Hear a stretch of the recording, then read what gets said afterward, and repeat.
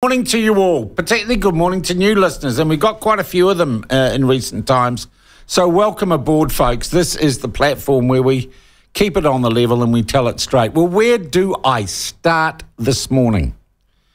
Because there is so much going on in this country that is worthy of comment and good, balanced coverage.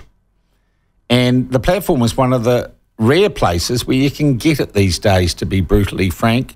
I could have started with the idiots at the Hurricanes management who allowed their woke female rugby players to write a haka that strays well over the boundary between sport and politics and is simply a piece of virtue signalling. And I'm going to tell you, I think Michael's going to get stuck into this, but here's my dilemma. I have followed and loved the Hurricanes since they began.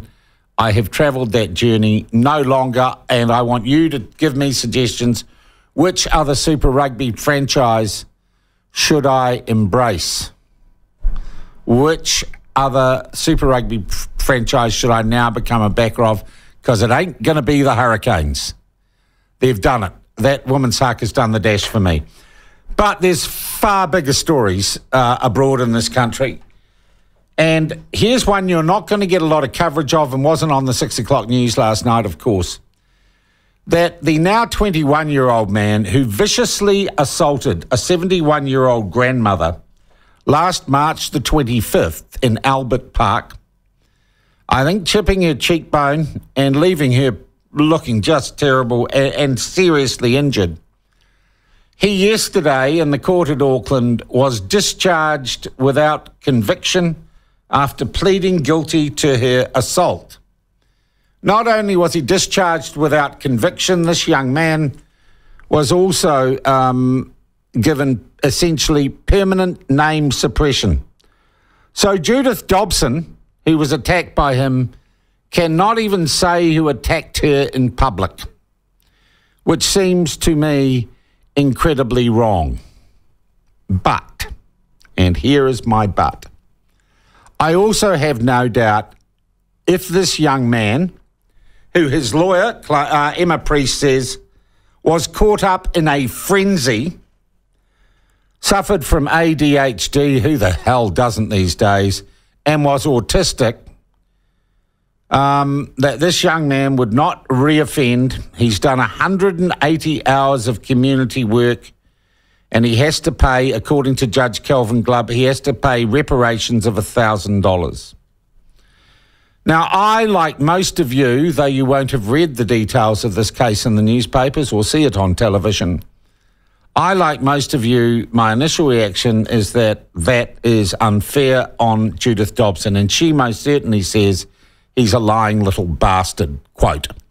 But I think we need to figure out who is actually responsible for this unnamed anonymous young man's act of violence in a public place. And I hate to say it, I don't think it is him. I would also say that young people on a first offence in this country, most of them get what is essentially a free pass. And I know other young people of good character who've made mistakes in their lives, and the courts have exercised mercy and discretion so they don't send them down the wrong path. So this guy's gone from being a brave, granny-bashing LGBTQ activist to a social misfit with ADHD and autism. And I would hope he learns his lesson, because what would have happened if he had been named?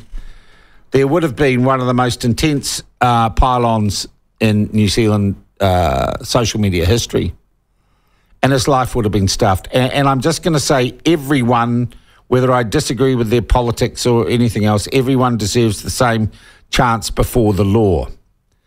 So I say, actually, I'm not going to take, even though it's unpalatable, I'm not going to take issue with Kelvin Glubb's sentencing. But what I think the judge should have done, and what we need to do as a country, is look at those who are really responsible for the assault on Judith Dobson.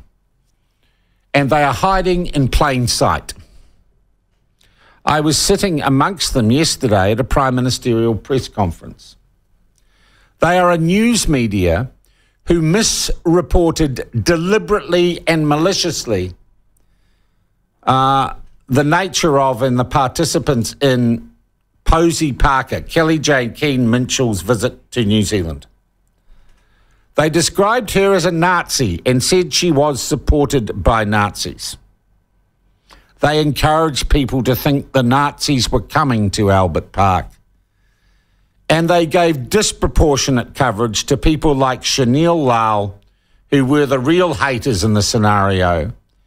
And our mainstream media helped Mr. Lal and his mates, his rainbow mates, mobilise a mob of 2,000 people, including this 20-year-old, who had been whipped into a frenzy by their false rhetoric. And they mobilised that crowd to greet 200 to 250 women and their supporters at Albert Park and violently suppress their freedom of speech. The news media, the woke news media, were aided by a police force which took sides. And a policing unit literally sat on their asses as the events on March 25th last year in Albert Park denigrated into mob rule. And the police did nothing. In fact, they too, and the New Zealand government of the day, the Labour majority government, had also encouraged and played a part in feeding the fear and paranoia and the frenzy that led a 20-year-old man to viciously assault a 71-year-old grandmother. And it was not reported like this at the time, except here on the platform. So I am saying this is a shameful day. March 25th was a shameful day. And our media, who called Kelly J. Keane Minshall a Nazi, News Hub ran a ridiculous story where they accused her of making a white supremacy sign as she zipped up her sweater or unzipped her sweater. Who was that story by? Oh, Jenna Lynch. Amazing. So there are the people who are really responsible, but they were never charged. And our regulators of the news media, our press councils and our Broadcasting Standards Authority bent over backwards to let our mainstream media foment violence. So again, I say, as much as we might personally want to, and a number of people want to say, this young man, it's terrible what's happened, he should be outed, he should be publicly shamed, I beg you to look at the wider context in which, as his lawyer said, a man with autism and ADHD was whipped into a frenzy. And our mainstream news media should hang their heads in shame. But they will not report and tell you the truth about this. They are too busy lamenting the loss of their woke colleagues at News Hub and mounting what is now an open warfare campaign against the new popularly elected government. I'm going to talk to Jonathan Ayling about this. I suspect he's not going to agree with my views and takes on this. They want to mount a legal challenge, the Free Speech Union, to this. But I asked you again to step back and ask, who are the real criminals here? Who's trying to break down law and order in New Zealand society, and who is responsible? And in this order, I say, the police, the radical trans activists, but perhaps more than anyone, and that's not in order, our news media. Shameful day, and I think worthy of great discussion in this country.